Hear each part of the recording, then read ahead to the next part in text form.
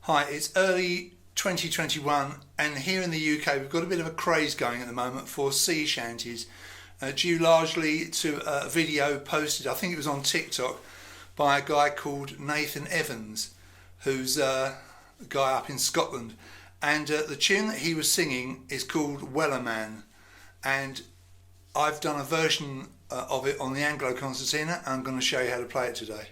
Now I'm going to use my tablature, which is great for all tunings of the instrument, so whatever instrument you've got you'll be able to play it using this, as I say, tablature that I invented last year with the help of one of my students.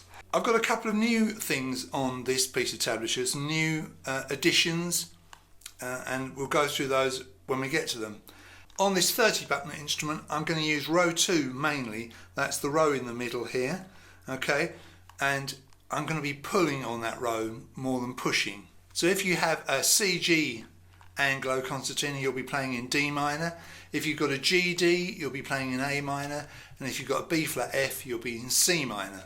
In case you're wondering how these videos work, I just record one of these and then I retune the instrumental parts to the various tunings of the Anglo. The time signature for this is 2/2, which is also known as cut common time. And you'll see on sheet music sometimes the C you get in common time, like 4/4, but with a line, a vertical line going through it. And why do we have it? Well, there's two main beats, but we write it out like a 4/4. So rather than having loads of horrible quavers and semi-quavers, we have crotchets and quavers to look at. So it's just a bit nicer to look at. Right or wrong, I would count it in 4s because I think it's a lot easier to do that. So basically we're counting in 4s but briskly, okay? So here's the first of my new features, and it's lyrics. I put some lyrics scrolling downwards. There once was a ship that, so you can see where you are in the song. I've only done one verse and one chorus, although there are many of those if you're interested, and you can find this on the internet very easily. Now most of what you're going to play is going to be on the left hand side. Let's quickly go over the numbering of the buttons. You can see up the top here 1, 2, 3, 4, 5. And that refers to buttons 1, 2, 3, 4, 5 on this side, all 3 rows. And back to the top here, 6, 7, 8, 9, 10 refers to buttons 6, 7, 8, 9, 10 on this side, all 3 rows. That's not standard, that's something I've come up with, but I think it works pretty well. So like I say, we're mainly on the left hand side, and we start on beat 4 in this pickup bar, and it's pretty straightforward, button 3, finger 3, and you'll see some minus signs by some of these. That means those notes are on the pull. This one doesn't have a minus sign, so it's on the push.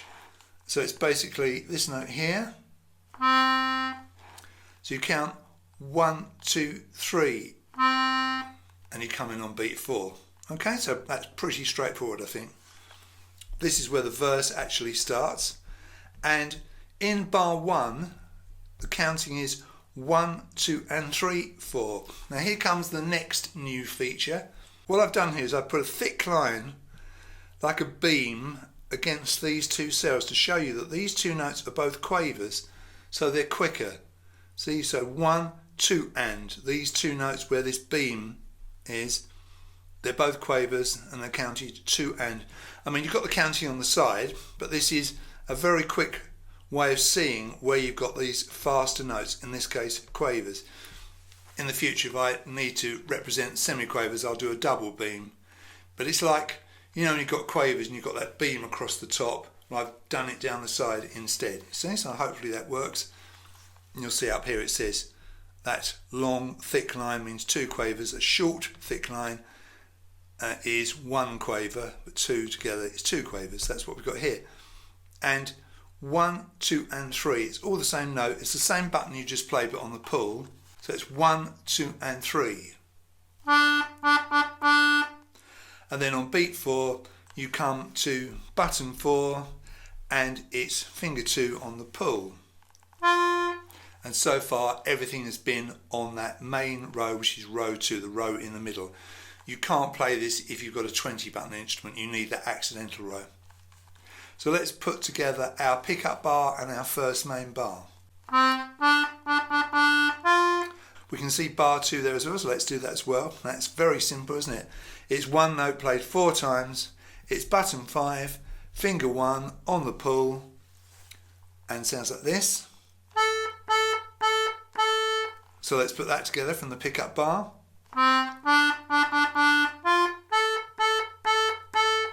And that bar was really easy. 4 crotchets, 1, 2, 3, 4. So we've dealt with our pickup bar and our first 2 bars. Let's scroll down and look at bar 3. Notice how this bit at the top sticks because I'm using numbers software. If you've got a Mac with numbers, let me know and I can give you this file rather than the basic PDF. So bar 3, you can see 2 of these beams, one here and one here. So you know we've got 2 quavers here and 2 here. And that's borne out by the counting 1, 2 and 3, 4 and 2 and 4 and. See, so there 2 quick ones there, 2 quavers and 2 quavers here. Right, so our first note there in that first cell, -1/8, well it's button 5, it's under the button 5 column. And we know it's finger 1, because that's the number 1 there, and we know it's on the pull, -1. The A means accidental row. If you don't know, the accidental row is the row furthest away from you, the player, nearest the front of the instrument. And so it's here, and this is the note. We then go to button 4 of the accidental row, finger 2, and we have 3 pulls in a row, and 2 of those are quavers. So that sounds like this. So let's put those first 4 notes together. 1, 2 and 3, and you see these 2 quavers. Here's this beam to help you, borne out by the counting over here. And then on beat 3 we've got a crotchet, and then 4 and 2 quavers at the end. We come up 1 position. Now there's a reason for that, you'll see in a moment. It probably seems a bit weird. We're going to bring our second finger up to the button 5. So button 5, finger 2, pull. And the reason for that is because we're going to go to button 5, finger 1, pull on the accidental row. So we're going to go from here to here, like this. See, 2 quavers. And that's the reason I brought my second finger up there. Let's play this whole bar through. Now, it's ended up in the air a bit. We're going to come back to button 5, finger 2, pull. So it's still out of position, it's still moved up 1 as it says here. This is bar 4. So play that note. So in actual fact what we've done there is we've done this. We've gone from button 5, finger 2, pull on the main row to button 5, finger 1, pull on the accidental row, and then back. And then on the and count, and you'll see that these 2 notes, I didn't separate them, I put the beam on this side, but this beam is for this note here and this note here. These are both quavers. Coming over to button 7, so for the first time we're playing a note on the right hand side, and it's like I say, button 7, finger 2, pull, and it's here. Now the next note is one we've just played, but instead of using finger 2 we're using finger 1, so we've come back down into the normal position, and we're going to play that note 3 times. First time it's on beat 2, the second time it's on beat 3, and it lasts for all of 3, half of beat 4, so in fact it's a dotted crotchet if you're interested. And this last note here, same note, has got a single beam, just to let you know it's a quaver. So the timing that bar is 1 and 2, 3, 4 and watch how I change my positioning. So you notice how I change from finger 2 to finger 1 on that same note, that same button. Okay, I think what I'll do now is I'll play bars 3 and 4 together.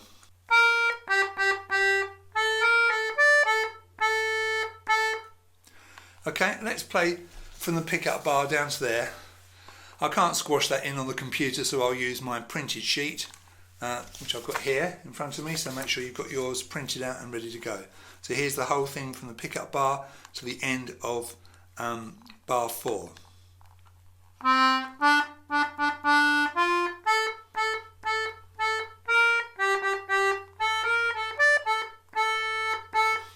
And of course, with the lyrics by the side, you can sing that as well. So bar 5, 4 notes, 4 crotchets, very simple, all on the left hand side. You've got button 3, finger 3 on the main row, pull 3 times, and then you go to button 4, finger 2, pull once, like this. Winds blew up her. Next bar's even easier, bar 6, it's button 5, finger 1, pull, 4 of those, 4 crotchets. Those 2 bars. And then bar 7, 1, 2, 3 and 4, blow my bully boys. Again, you've got 2 quavers here that you can see with this beam, okay, so that's easy to see, isn't it? We've got button 5, the note we've been playing just in the previous bar. Button 5, finger 1, pull, and then push on the same button, then button 4, 2 pulls and then a push. So pretty straightforward, all on that main row. And of course, when you've got a pull and a push on the same button, you don't have to repress, although you can if you like.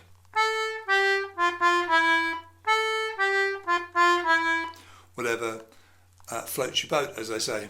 So that's 1, 2, 3 and 4. And then in bar 8 here, we've got just 1 note, which is held for 2 beats.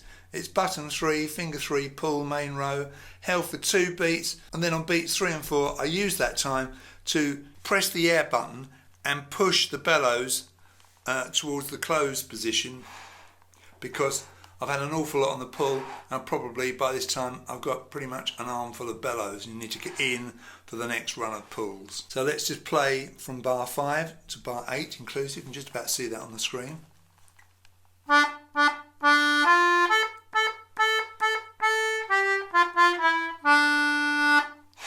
And there you heard the sound of the bellows being closed. It's not something typically you want to encourage, but here I don't think you've got much choice. So this is the verse, the first page. It doesn't have to be fast, just make it nice and solid. And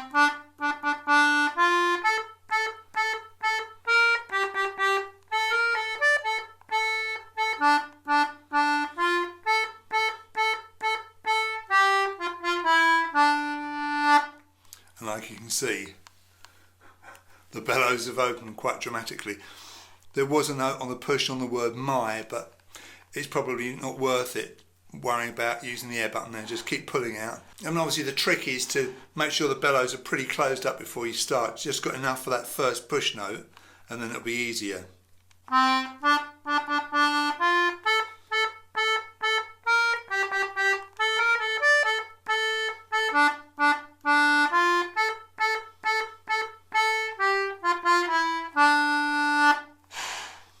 And then push in. Right, let's go to the next page and to the chorus. This is bar 9, we're starting on the right hand side, button 7, finger 2, pull, and then again. Now the first note is a minim, it's held for 2 beats, that's why these 2 cells are merged. The next note, like I say, same note, and it's a dotted crotchet because although it's filling 2 cells, this note, you notice on the and count, we've got this quaver marked by this single beam, and that's on the left hand side, button 5, accidental row, finger 1, pull. So the whole bar is on the pull. So it sounds like this. Soon may the, okay? Now in bar 10, back to the right hand side, button 6, finger 1, push, 2 quavers, so quick. 1 and, this is Weller. The Weller brothers apparently were the people who owned the boats, just so you know, in case you're interested. And then over here on the left hand side, we're going to go to the accidental rows, the same note 3 times. First time it's a crotchet, second time it's a dotted crotchet, and on the end here it's a quaver, single beam.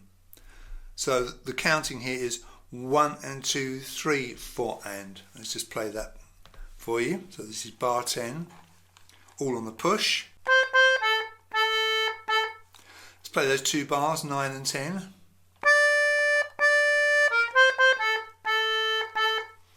I've done this as a single note melody. I don't think it's necessary to play it with an pa. I think that kind of makes it sound a bit lumpy, a bit too much. I think it's fine playing it this way. I hope you agree. I can just imagine somebody in a cosy corner on a ship with their old concertina singing and playing this. Let's go to bar 11. All on the accidental row, and we start with button 5, finger 1, pull, button 4, finger 2, pull, 3 times, and then back to the first note. And again here on 3 and, sugar, the word is, split between 2 notes. You've got this double beam to show that you've got 2 quavers. The timing's like this. Bring us sugar and then bar 12, tea and rum. 1, 2, 3, 4. So rum is obviously a minim, and this note is occupying 2 cells. Starts on the right hand side of this bar. Button 7, finger 2, pull, and then we go to left hand side. Button 5, finger 1, pull, finger 1, pull, and obviously if it doesn't say A, you know it's on the main row, which is row 2. So this bar, tea and rum. Let's play those first 4 bars of the chorus. I'm going to use my printed sheet.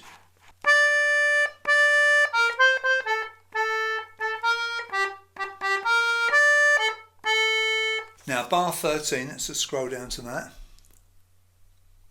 It's similar to bar number 9, so you've got a double minus 1A at the end, so you've got 2 quavers. 1, 2, 3, 4 and one day when the.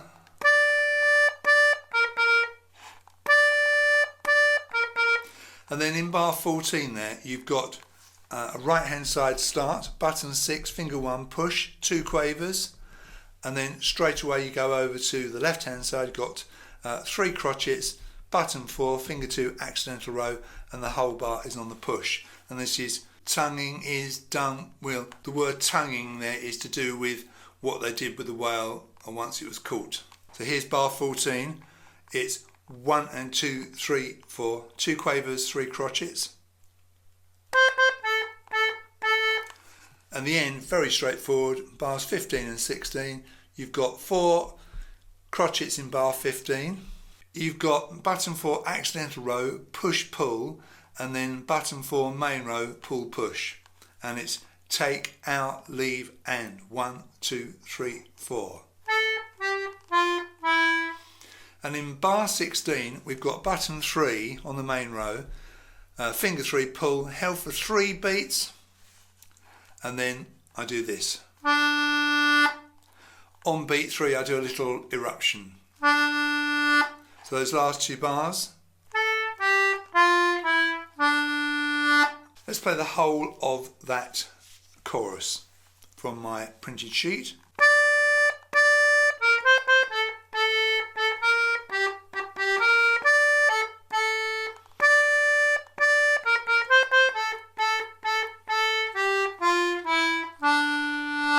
And I'm deliberately not playing it fast there so you can follow it.